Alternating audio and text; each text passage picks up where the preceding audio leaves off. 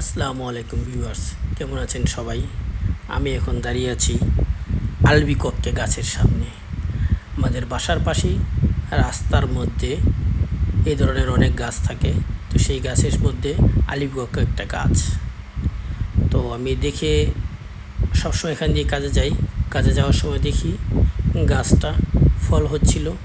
তো ফলটাও পেকে যায়। তো আমি একদিন চিন্তা করলাম যে গাছ থেকে কিছু ফল পেড়ে খাবো। তো আমি দেখলেনি গাছে উঠে গেলাম। গাছে উঠে বেছে বেছে ফল নিচ্ছি, কারণ এখানে কাঁচা ফল আছে, পাকা ফল আছে, ছোট আছে, বড় আছে। তাই একটু দেখে দেখে নিচ্ছি, কারণ সবটা নিব না, দুই একটা নিব খাওয়ার জন্যে। তো আমি দেখলেনি বন্ধুরা উঠে গেলাম, 4টা ফল নিলাম। 4টা ফল নিয়েও ওখান থেকে দেখলাম আরেকটা ফল বড় আছে। তো সেখানে সেই ফলটাও নিলাম, নেমে যাচ্ছি আমি। তো এখন ফলটা আমি খাবো। দেখেন ফলটা ছিলে খেতে হয় না, ফলটার ভিতরে একটা বিচি। ফলটা অনেক টেস্ট মনে হচ্ছে আমার, খাওয়াতেই বুঝতে পারছেন যে কীরকম ফলটা। ফলটা কিন্তু আসলে অনেক সুস্বাদু, ফলটা খেলে বোঝা যায়। তো